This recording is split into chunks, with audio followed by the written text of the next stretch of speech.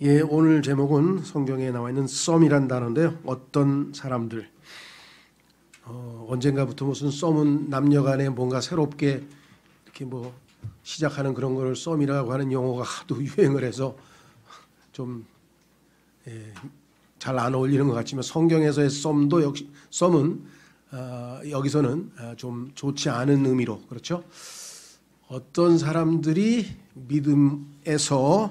믿음에 관하여 파손하였고 믿음에서 떠나버렸고 믿음을 부인하고 믿음을 내어버리고 믿음에 관하여 잘못을 저질렀다. 이렇게 해서 믿음과 관련지어서 성경에 동사가 5가지가 나와 있어요. 그러니까 믿음과 관련지어서 잘못한 것. 근데 이제 좋은 것도 있죠. 사도 바울이 믿음을 지켰다. 제일 우리에게 와닿는 것은 사도 바울이 끝까지 믿음을 잘 지켰다고 이제 디모데후서에서 신앙 고백을 한 것이겠죠. 자, 그래서 오늘은 이 하나님의 말씀의 거울, 성경에 보니까 야고보서에 이 하나님의 말씀은 거울이라고 했습니다. 근데 이 거울을 들여다보고 그냥 아무렇지도 않게 그냥 가버리는 사람과 그 말씀의 거울을 통해서 자신이 올바로 바로 잡아서 올바른 행위로 하나님께 영광을 돌릴 뿐만 아니라 행복하게 되는 사람. 성경에 보니까 행함에서 행복하게 된다라고 성경이 말씀을 했습니다. 그래서 우리가 순종할 때 하나님의 진정한 행복을 맛볼 수 있는 것입니다. 그래서 오늘은 자신을 말씀에 비추어 봐서 아까 우리 박정성 선생님 기도한 대로 올바르게 하나님께 반응하면 우리가 해야 될 일일 것 같습니다. 자, 그래서 성경에 나와 있는 어떤 사람들, 영어로는 some 이렇게 되어 있습니다. 제가 앞부분에 이렇게 기록했습니다. 믿음으로 의롭게 된 우리 그리스도인들은 정말 이게 가장 기본이죠. 그 어떠한 행위도, 그 어떠한 율법의 행위도, 그 어떠한 선행도, 그 어떠한 인간적인 것도 관여할 수 없고 오직 믿음을 통해서 믿음으로 의롭게 된 우리 그리스도인들은 눈에 보이는 것이 아닌 믿음으로 살아갑니다. 그렇죠. 이제는 성경에 보면 대조를 이루고 있는 2가지가 있는데 눈에 보이는 것으로, 영어로 얘기하면 by sight. 우리는 눈에 보이는 것으로 사는 사람이 아니다. 감각 들어오는 대로 사는 게 아니라 하나님의 말씀을 믿음으로. 그래서 by sight는 자연적인 천연적인 아담의 성품이고 by faith는 구원받은 영적인 성령이 있는 사람들의 삶의 방식을 얘기할 때 쓰는 겁니다. 자, 그래서 우리는 믿음으로 살아갑니다. 그러나 항상 우리가 믿음으로 사는 건가? 그럼 얼마나 좋겠습니까? 그렇지는 못하죠. 안타깝게도 우리 중에는 이 귀중한 믿음을 지키지 못하고, 자, 2번째 성경 구절에 보면 디모데후서 4장 7절 한번 보면은 그 지킨다는 말이 써 있죠.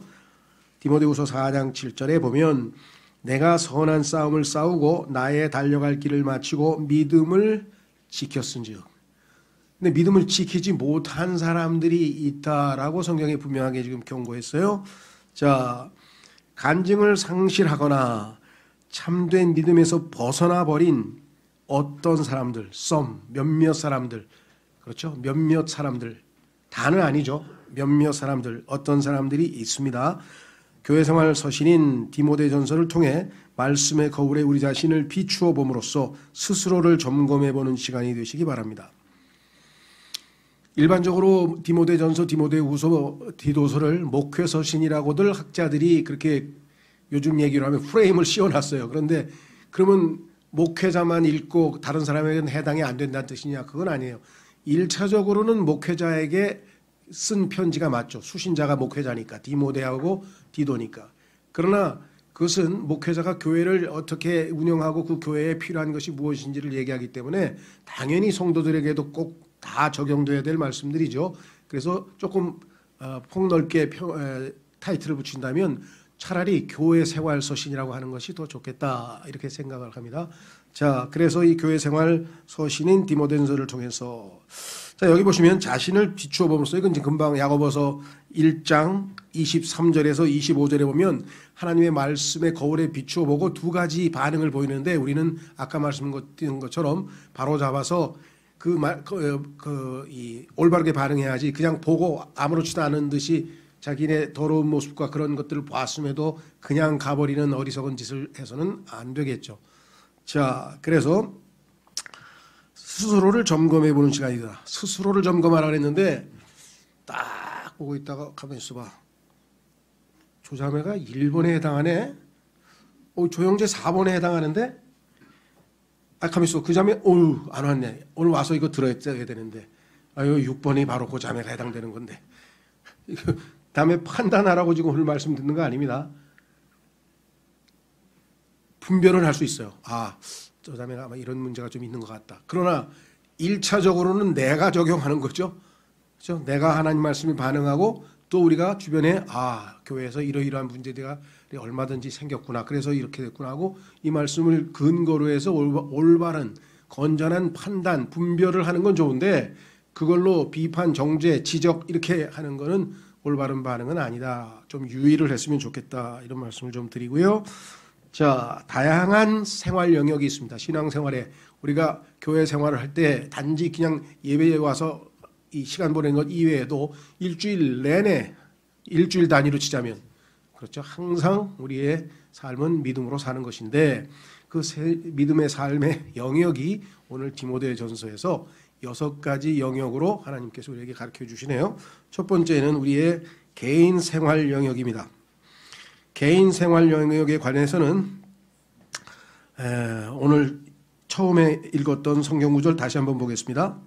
처음에 봤던 성경 구절 거기에 이렇게 써 있죠. 1장 18절에서 20절까지. 아들 디모데야, 전에 너에 관하여 주어진 대언들에 따라 내가 네게 이 책무를 주노니 곧 너는 그것들을 힘입어 선한 싸움을 싸우며 믿음과 선한 양심을 붙들라. 그리스도인들 중에는 예수님 믿는 사람이 무슨 양심은 양심이에요. 그건 세상 사람들에게 그리스도인들은 믿음으로 사는 거 아닙니까? 양심과 믿음이 배치되는 게 아닙니다. 서로 보완적이고요. 성경에 보면은 예수님 믿기 전에 우리의 양심은 성경에서 우리의 양심이 여러 가지로 표현합니다.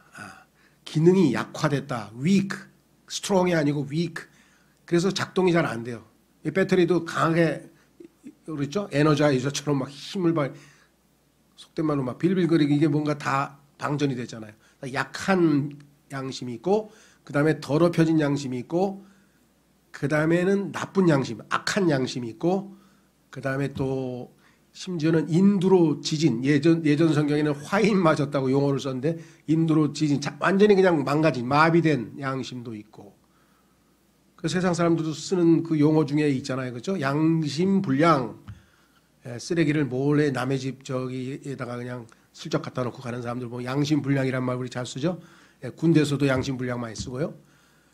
불량에서 넘어가면 이제 뭡니까? 마비, 양심이 마비된 사람이 완전히 그냥 작동을 안 한다 그래. 성경에도 나와 있어요. 인두로 지졌다고 이렇게까지 얘기할 정도로. 자, 그래서 신앙생활에 있어서 우리는 선한 양심으로 하나님이 주셨어요. 이제는 우리는 좋은 양심이에요. 그래서 양심이 작동을 잘해요. 그 다음에 순수한 양심이라고 그랬어요. 그 다음에 건전한 양심이라고 그랬어요. 그래서 우리는 정말 예수 그리스도의 보배로운 피가 너희의 양심을 purge란 말은 정결하게 하여 하나님을 섬기게 하지 않겠냐. 그래서 우리는 첫째 양심에 예민해야 됩니다. 사도 바울도 얘기했어요. 내가 내 양심이 성령님 안에서 증언하노니 내가 내 백성 이스라엘을 얼마나 사랑하는지 하나님이 아시느니라 하면서 양심을 걸고 얘기하는 게 나오죠. 예. 그리고 내가 하나님과 사람에 대해서 양심에 꺼리 끼는 일은 하나도 안 하려고 얼마나 애를 썼는지 너희가 알지 않느냐. 그리스도인도 예민해진 그 좋은 양심에 항상 염두를 두셔야지 아니면 여기처럼 선한 양심을 버렸다 그랬잖아요. 그렇죠? 자, 거기에 보면은 뭐라고 돼 있냐면은요. 어떤 자들이 그 성경 구절의 두째 줄에 보면 어떤 자들이 그것이 양심에 바로 양심이죠. 그 앞에 나와 있는 양심을 버리고 믿음에 관하여는 파선하였느니라. 자, 믿음에 관해서 하나님께서 첫 번째로 경고하고 있는 것은 파선해버린 믿음이 있어요. 파선 다 산산조각이 난 거죠. 배가 파선했다는 거 아시죠? 예. 믿음이 그렇게 되면 어떻게 우리가 건전하게 신앙생활을 해나갈 수가 있겠습니까? 자, 그래서 우리는 양심. 유명한 그 윌리엄 셰익스피어가 양심은 우리 모두를 비겁한 자로 만든다. 이렇게 얘기했다 그러는데 이 양심 앞에서는 양심이 한번 우리를 예민하게 고소하기 시작하면요. 괴로워서 아무렇지도 않은 것 같아도 보면 막 양심의 그냥 그 속삭임 속에서 아주 막 괴로워하는 사람들 많잖아요. 그리스도인들도 보면은 예민해지고 좋은 양심이 됐기 때문에 예전에는 그냥 지나칠 거, 뭐 그 정도야 뭐 이러고 지나칠 무딘 양심이었다가 그러면 안 되는데 하나님이 다 아시는 데가 이러면 안 되지 하고 자꾸만 양심이 더 작동을 하는 경우가 우리 삶에 훨씬 더 예민하게 작동한다는 사실을 우리가 신앙생활을 해보신 분들이면 누구나 다 아실 수 있을 겁니다. 자, 그래서 우리는 개인 생활 영역에서는 양심을 유의하지 아니하면 믿음에서 파선할 수 있다라고 하는 경고를 하나님으로부터 받았다라고 말씀을 드립니다. 자, 두 번째로 가면은요. 자, 두 번째가 면 교회 생활 영역입니다. 자, 디모데전서 4장 1절에서 4절까지 하나님 말씀을 보도록 하겠습니다.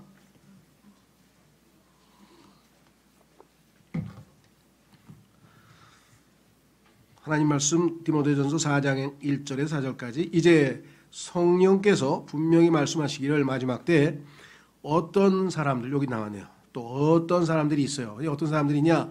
믿음에서 떠나버린 사람들, 믿음에서 떠나버린 사람. 그 다음에 유혹하는 영들과 마귀들의 교리에 주의를 기울이리라 하시는데, 떠나서 어디로 갔냐? 마귀들의 교리로 가버렸어요. 갈라디아서에 보면요, 뭐라고 얘기하냐면요, 너희가 어떻게 주님을 그렇게 속히 떠나냐? 조금 전에 내가 너희를 주님을 소개해 줬는데 주님을 만나서 그렇게 구원받았다고 기뻐하고 좋아하더니 어떻게 그렇게 주님을 속히 떠나 다른 복음으로 가버렸냐 그랬는데, 이번에는 뭐예요? 같은 의미죠. 다른 복음은 거기에서는 가짜, 즉 마귀들의 교리가 생산되니까. 그래서 마귀들의 교리로 가버렸느냐, 비슷한 질책이고 경고이지만 갈라디아서에는 또 그런 표현으로도 얘기했습니다. 주님을 떠나 다른 복음으로 가버린 사람들이 있다 그랬는데, 여기에는 믿음에서 떠나 마귀들의 교리에 주를 기울이라 하시는데, 이런 사람들은 위선으로 거짓말하며 자기 양심을 뜨거운 인두로 지진 자들, 양심이 뜨거운 인두로 지져졌기 때문에 건전한 교리를 알아보지 못하고 마귀들의 교리가 참 진리인 것처럼 받아들이는 사람이 있더라는 얘기죠. 얼마나 끔찍한 얘기입니까? 그렇죠? 자, 마귀들의 교리는 창세기 3장에서 마귀가 속임수를 시작한 이래로 지금까지 6,000년 동안 끊임없이 만들어지고 해왔는데, 그걸 어떻게 여기서 다 얘기하겠습니까? 그렇죠? 당연히 당시 사도 바울 당시에서 가장 마귀들의 그 교리 중에 제일 자주 사람들을 미혹하는 것 두 가지만 사도 바울이 언급했네요. 자, 여기 이렇게 써 있네요. 첫 번째, 이들이 혼인을 금하고 음식물을 삼가라고 명령할 터이나. 자, 혼인을 금했다.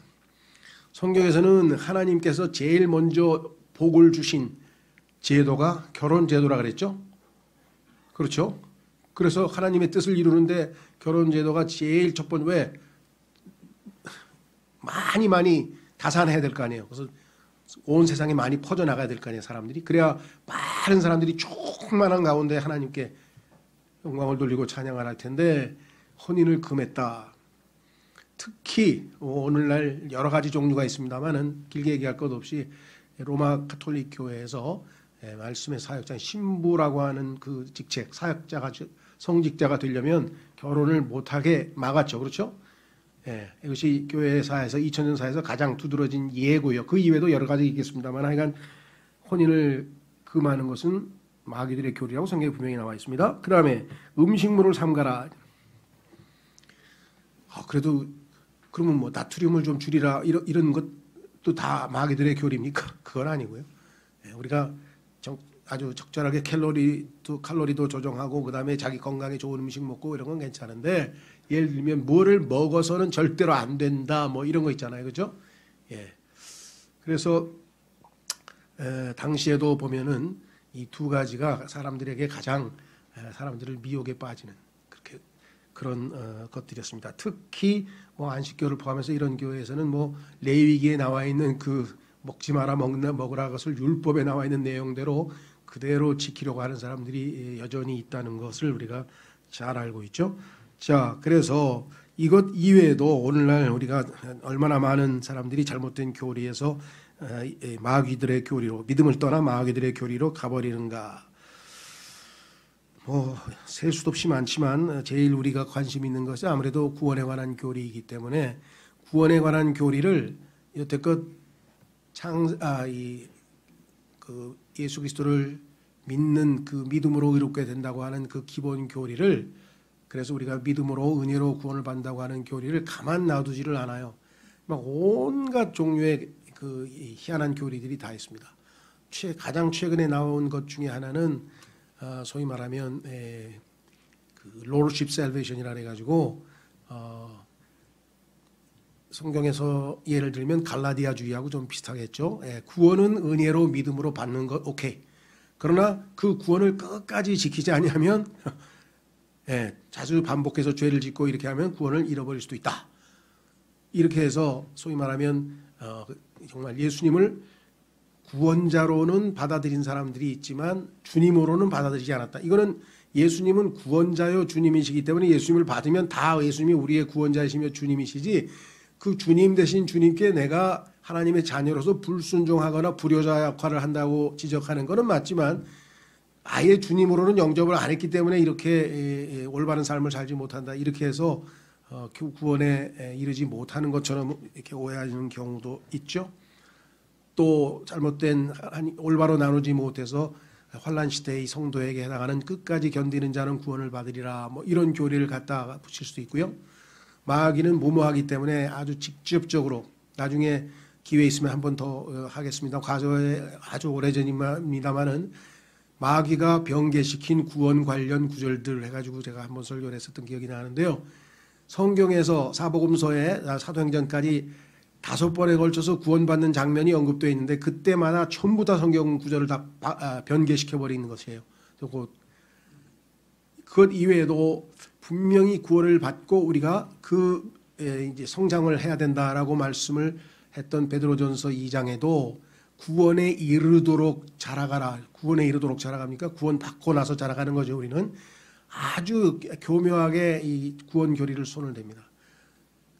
그래서 제일 위험한 것이 이제 그 교리고요. 그것 이외에도 뭐 셀 수도 없이 많죠. 그래서 우리는 건전한 교리, 참 올바른 진리를 공부해야 되고, 그것에 교회가 바로 진리의 기둥과 터가 돼서 사람들로 하여금 마귀의 교리로 떠나가지 않도록, 믿음을 떠나지 않도록 잘 돌아보아야 할 텐데 의외로 많습니다.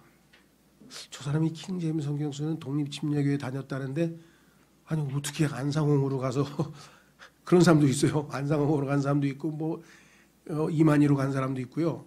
나한테 연락이 와요. 인사하면서 자기는 이제 새로운 진리를 찾았다고 막. 그래서 야 이거 참, 그래서 성경에서 이렇게 반복해서 우리에게 경고를 하는 것이구나. 그래서 사도 바울이 디모데에게 내가 너를 목사로 세워서 교회에서 세운 이유가 다른 교리, 올바른 진리 이외에 다른 교리를 가르치지 못하게 네가 잘 감독하고 해라. 그리고 건전한 교리에 역행하는 것도 가르치면 안 된다. 이렇게 경고한 이유가 디모데전서에서 바로 그것입니다. 그래서 사역자는 많은 사람들이 여러 가지 요구가 있습니다. 사역자가 모든 걸 다 갖추면 좋겠죠. 그러나 첫 번째 요구사항은 바울이 뭐라 그랬습니까? 첫째 뭐예요? 교리에 전념하라. 또는 교리에 전념하라. 두 번째, 그 다음에 뭐예요? 권면, 성도들의 권면에 이 두 가지에 전념하는 것이 이 사역자가 해야 될 가장 중요한 일입니다. 뭐 신방도 해야 되고 방문도 해야 되고 기도도 해줘야 되고 뭐 여러 가지가 있겠지만은 그 두 가지를 놓치면 나머지는 의미가 없다는 것이죠. 자, 세 번째, 성경에서는 또한 가정생활 영역에 있어서도 우리가 잘못하면 믿음을 부인할 수 있다. 그래서 믿음을 부인했다는 용어를 썼는데요. 5장 8절로 가보겠습니다. 디모데전서 5장 8절 말씀에 믿음을 부인한다는 표현이 나와요.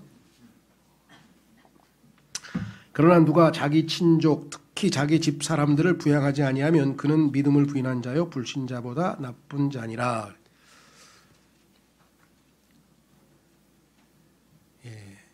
가정에 있어서의 중요성. 여러분들 골로새서 4장에 가면은 우리의 신앙생활의 그 영역이 있는데 그 중에 하나님께서는 첫 번째로 부부, 그렇죠?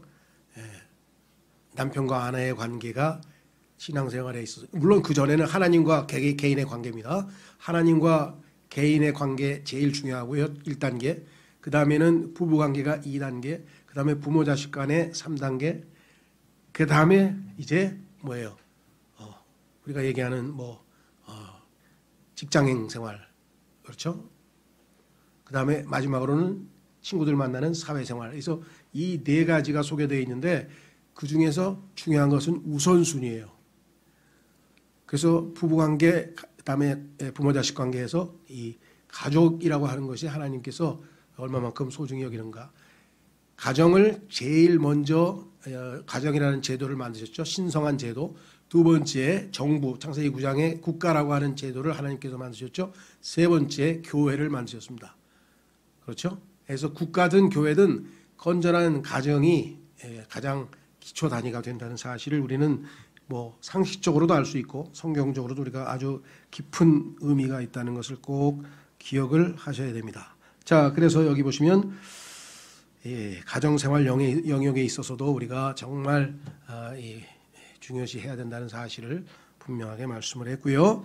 자, 네 번째는 우리 사회생활 영역인데요. 나 이외에 다른 사람과의 관계죠.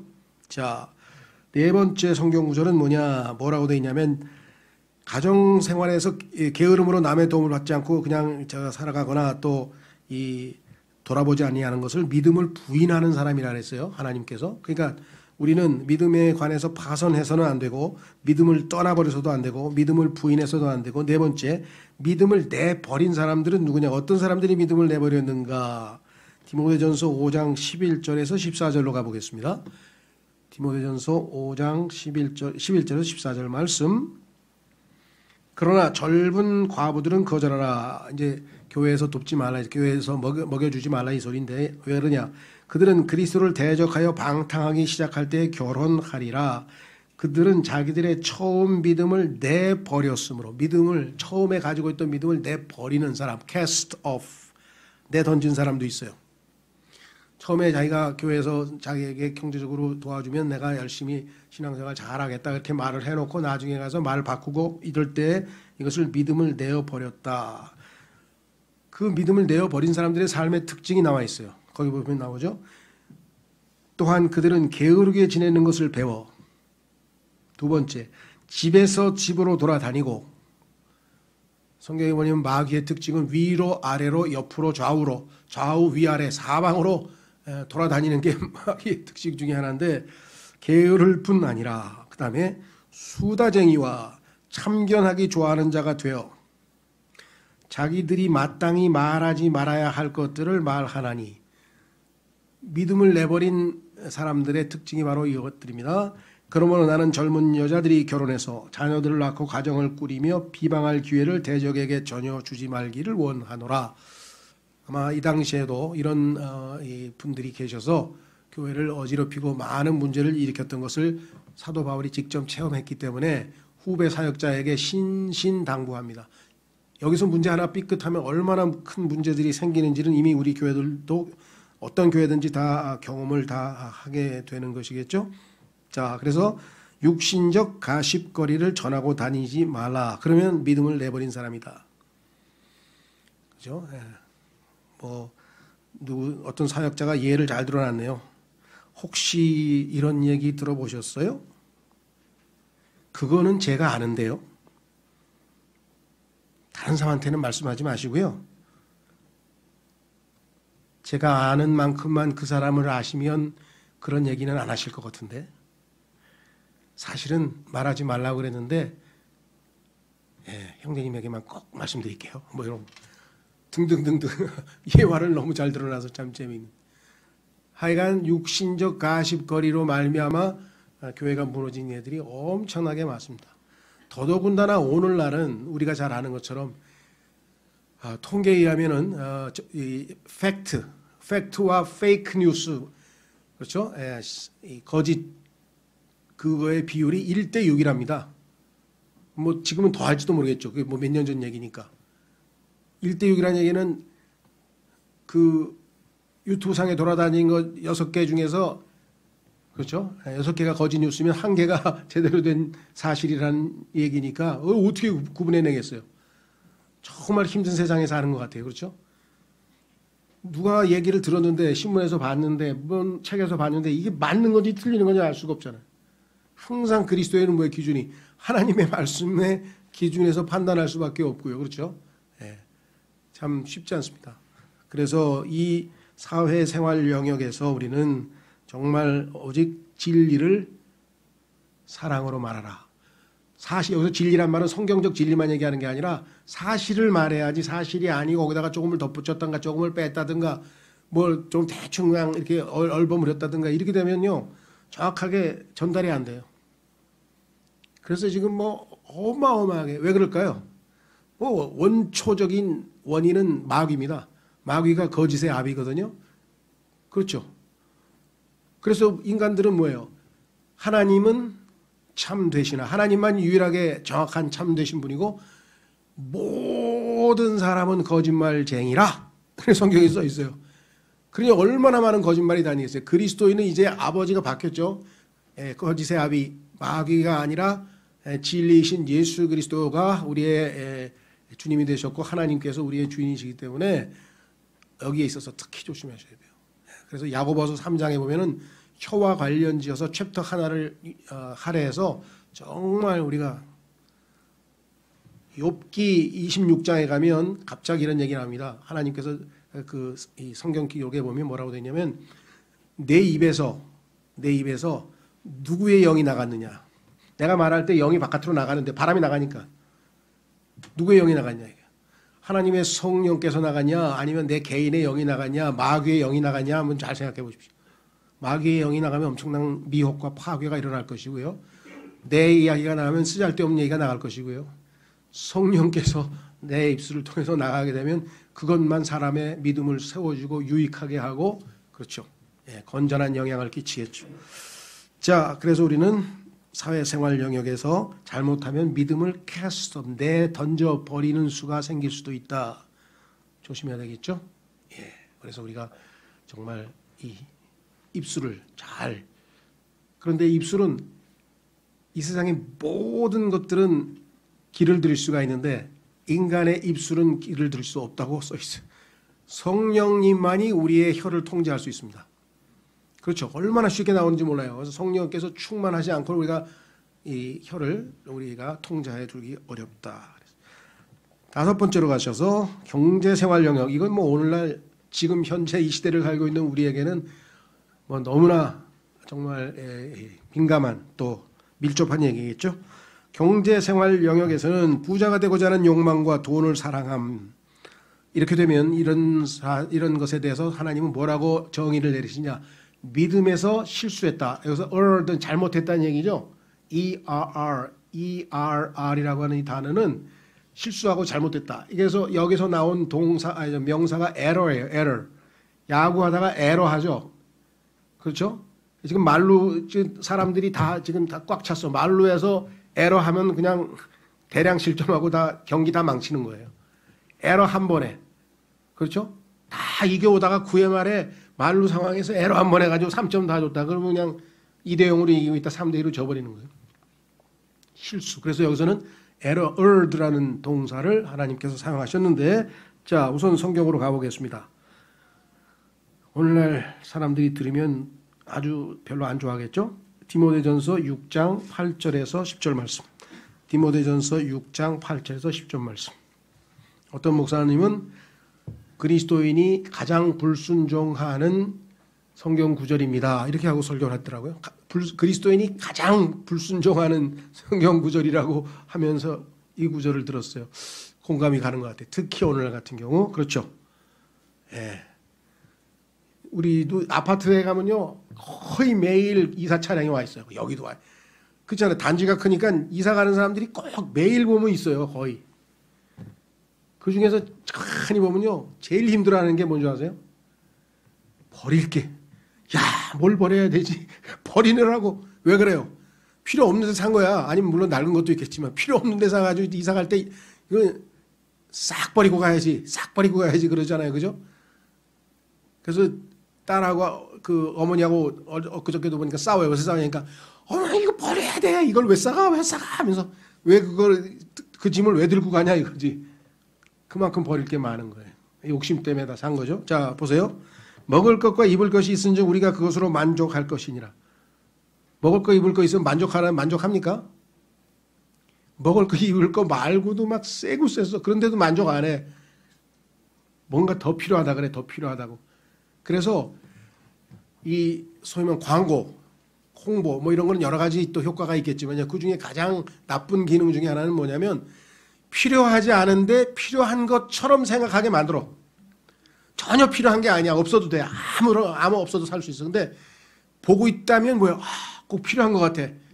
그래서 사. 필요를 이렇게 가장하는 아주 교묘한 거죠. 자, 그래서 그러나 부유하게 되고자 하는 자들, 자, 부자가 성경에서 잘못됐다는 얘기 없습니다. 하나님이 성경에 보니까 예수님이 부자라 그랬어요. 하나님도 부자예요. 아브라함도 부자고 훌륭한 좋은 부자 많습니다. 부자 잘못된 거 없어요. 열심히 노력했는데 하나님이 복을 주셔서 돈을 많이 벌었다. 하나님께서 지혜를 주셔서 뭐 발명품을 만들었든지 특허를 만들었든지 뭐 기술을 뭐 했든지 돈 벌었다. 아, 좋습니다. 최근에 우리나라에 소개된 부자 중에 팀 하스라고 하는 그 주차장, 미국의 주차장 사업가 중에 그 사람 보면 뭐 잠언 31장으로 오직 성경적 방법으로 막 다 주면서 사업을 했는데 하나님이 약속대로 주라 그러면 받으리라 하는데 막 받고 이게 간증이 뭐 페이버라고 성경 간증집도 나와 있고요. 부자 되는 잘못 없어요. 부자가 되고자 마음에 결심하는 게 문제야. 되고자가 문제야.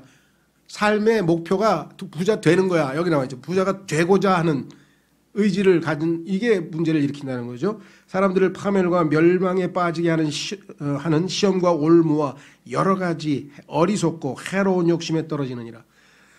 이런 사람들이 부지기 있어요.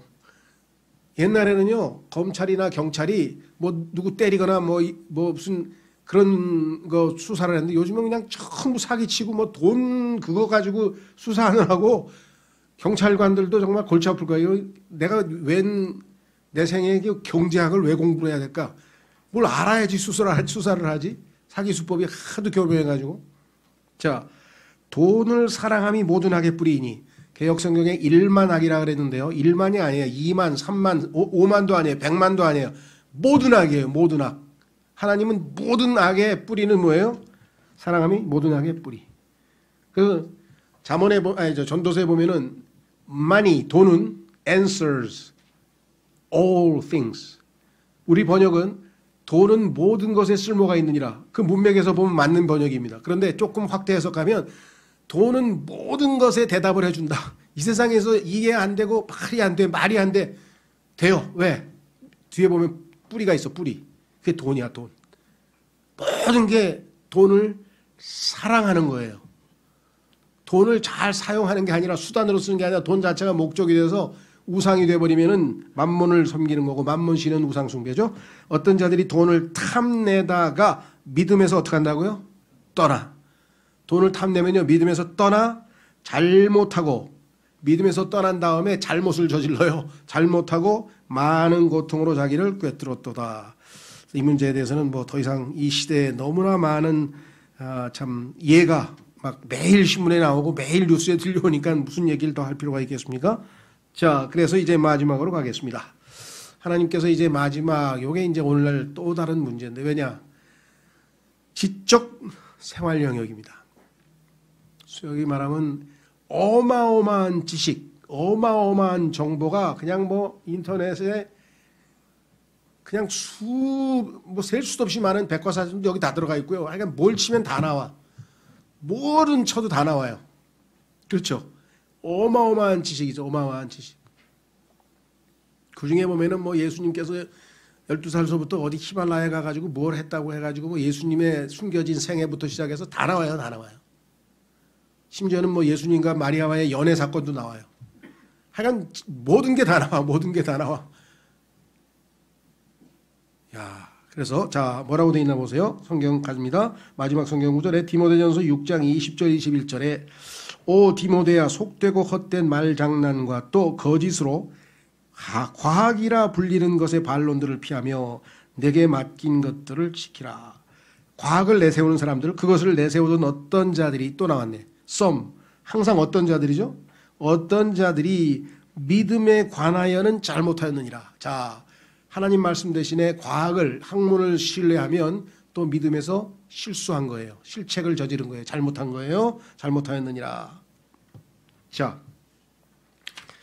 하나님께서는 뭐 전지전능하시고 모든 것을 다 아시기 때문에 당연히 성경에다가 하나님의 말씀을 대적하는 것 가장 중요한 두 가지를 경고의 형식으로 우리에게 말씀을 하셨는데, 첫 번째는 골로새서 2장 8절에 나오는 철학이에요. 철학을 영어로 얘기하면은 필로소피죠. 헬라어에서는 필로소피아, 소피아, 지혜의 신, 지혜의 신을 사랑한다, 지혜를 사랑한다는 뜻이지 않았습니까? 예. 그러니까 이 철학, 이 하나님의 말씀을 대적하는 가장 큰 대적이고, 두 번째는 여기 뒤에 나와 있는 사이언스. 오늘날에는 철학보다 과학을 더 숭배하는 세상이 되어버렸죠. 과학이 더 위로 올라갔어요. 철학보다도. 철학은 뭐 쓸데없이 뭐 왜 사는지 뭐 무슨 그런 쓸데없는 소리하고 앉아서 지금 과학이 올라가세요. 과학이. 그렇죠? 자, 그런데 이 과학은 사이언스로 되어 있는데요. 우리는 사이언스 하면 항상 뭐예요? 자연과학만 머리에 떠오릅니다. 자연과학. 소위 말하면 물리, 화학 뭐 이런 거, 천문학 뭐 이런 거 있잖아요. 물질의 세계. 근데 원래 사이언스란 단어는 지식이란 뜻이에요. 지식. 그래서 넓은 의미로 번역하면은 학문이라고 번역하면 돼요. 학문.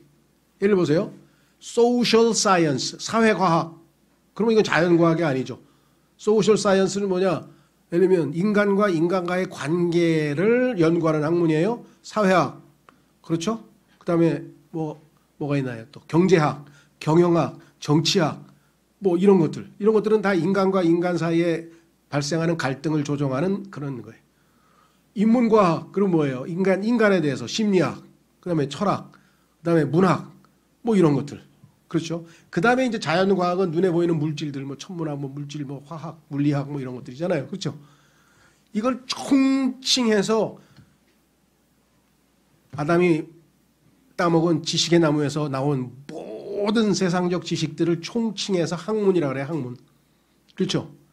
넓은 의미에서는 가장 성경을 대적하는, 하나님의 말씀을 대적하는 것은 바로 이 철학과 과학인데 합쳐서 우리가 학문이라고 하는 것이에요.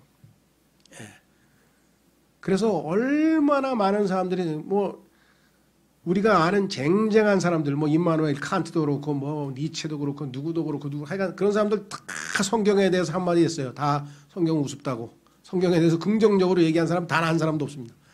있죠. 아주 드물게. 성경을 믿는 과학자도 있고요. 성경을 믿는 철학자도 있고요. 훌륭한 분 우리나라도 있고 다 있습니다. 드물어요. 대부분의 사람들은 이것 때문에 신앙에 아주 문이 닫혀버립니다. 그렇죠. 심지어는 예수님을 믿고 받아들였다는 사람조차도 어느 날 이상한 무슨 과학적인 뭐 하나 읽고 나서 와가지고 내 신앙에 요즘 회의가 느껴져. 그래서 왜 그러냐니까 뭐 누가 말하던데 뭐 이러면서 얘기를 하는 거 들어보면 황당해요. 어떻게 성경을 기준으로 최종 권위로 붙들지 않고 과학에서 성경에 대해서 지적하는 얘기를 받아들일까. 참 우리가 당혹스럽지만 성경에 미리 경고가 나와 있잖아요. 그런 사람들이 틀림없이 있을 거라고 성경에 나와 있죠. 예. 그래서요, 정말 이 세상이 얼마나 마지막 때에 지식이, 다니엘서에 보면 지식이 증가해서 막 모든 과학들, 학문들을 총체해서 이 지식이 생명나무 노선이 아니고 지식나무 노선으로 가가지고 두 나무 중에서, 그렇죠? 여기 나무 없어야 되는 나무. 두 나무 중에서 지식나무가 이 세상을 지배하고 있어요. 예. 자, 그래서 마귀가 성경에 보면은 모든 지혜를 다 합한 게 바로 마귀였다고 에스겔서 28장에 써 있죠. 자, 그래서 우리는 이런 분야에서 우리 자신을 잘 지켜내야 한다라고 성경에 분명하게 말씀을 하셨습니다.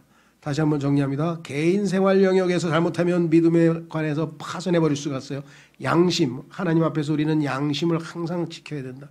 두 번째, 교회 생활 영역에서는 교리, 건전한 교리 이외에 잘못된 교리를 하나 잘못 받아들이면 얼마나 큰 문제가 생기는가. 떠나버린다. 믿음에서 떠나버린다. 예수 그리스도로부터 떠나가지고 다른 복음으로 가버리고 그 다음에 거짓 교리, 마귀의 교리로 가버릴 수가 있다. 가정생활 영역에서는요, 게으르고 일하지 아니하고 남을 가정을 돌보지 아니하고 일하지 아니하고 이렇게 이렇게 다른 사람의 도움을 받아서만 살려고 하는 이런 것들에 관해서도 성경에서 분명하게 말씀을 하고 있다. 간증을 세워야죠. 사회생활에서는 우리의 입은 다른 사람에게 유익을 가져다 주는 그러한 입이 말이 나와야죠. 그래서 내 입에서 누구의 영이 나가느냐 항상 염두에 두시고요. 그다음에 경제생활 영역에서는 욕심, 그렇죠. 열심히 일하는 것 좋은데 목표를 거기다 두면, 돈에다 두면 얼마만큼 큰 문제가 발생하는가, 이것서 실수했다, 실책했다라고 해서 말씀하셨고, 그다음에 우리의 지적 생활에서도 오직 하나님의 말씀인 성경이 기준이 된다. 자, 마지막으로 한 가지만 좀 짚고 넘어갈 것은, 특히 6번에 있어서 많은 그리스도인들이 학문 자체를, 과학 자체를 아예 전부 다 도외시해 버리려는 경향이 있는 분도 있어요. 극단적으로. 그렇지는 않아요. 예. 항상 얘기하지만 성경에 나와 있는 내용만 진리가 아니라 성경에 부합하는 학문적인 성과를 올리거나 한 사람도 많이 있습니다. 그것은 당연히 성경적으로 옳죠. 그렇죠? 예. 뭐 경제학에도 헨리 조지라고 하는 사람이 성경에 입각해가지고 소위 말하면 이 경제학을 세워서 많은 그리스도인들이 그걸로 이 원칙을 삼고 있는 경우도 있고요. 또 요즘에 최근에 이 옥스퍼드의 유명한 앨리스터 맥그레스라고 하는 사람은 얼마만큼 뛰어난 과학자인데도, 아주 뛰어난 과학자인데도 불구하고 어떻게 해서 건전한 복음주의적 신앙을 유지하고 있는가, 이런 것도 있거든요. 그러니까 다 틀렸다는 얘기는 아니에요. 하나님 말씀에 명백하게 어긋나는 것들에 미혹당하지 말라는 것이고요. 성과를 거둔, 성경적으로 객관적으로 누가 봐도 팩트에 입각해서 과학적으로 기술을 발전시키고 이런 좋은 일을 하는 것 자체를 그거 다 성경하고 상관없는 거야 하고 그렇게 행동을 해서는 안 된다는 거 좀 특히 조심해야 됩니다. 왜냐하면 그런 일들이 있어서 마치 우리는 그냥 학문이나 과학에 대해서 아주 무지몽매하고 이걸 아주 없애버리려고 하는 사람인 것처럼 오해받을 수 있다는 것이죠. 자, 그래서 우리는 이 말씀들을 통해서 우리 스스로 한번 점검해보고 내가 믿음에 관한 한 잘 주님 오실 때까지 바울처럼 믿음을 지켜내자. 이것이 오늘의 결론입니다. 다 같이 오늘 말씀을 통해서 어떻게 반응할 것인지 하나님 앞에 기도하겠습니다.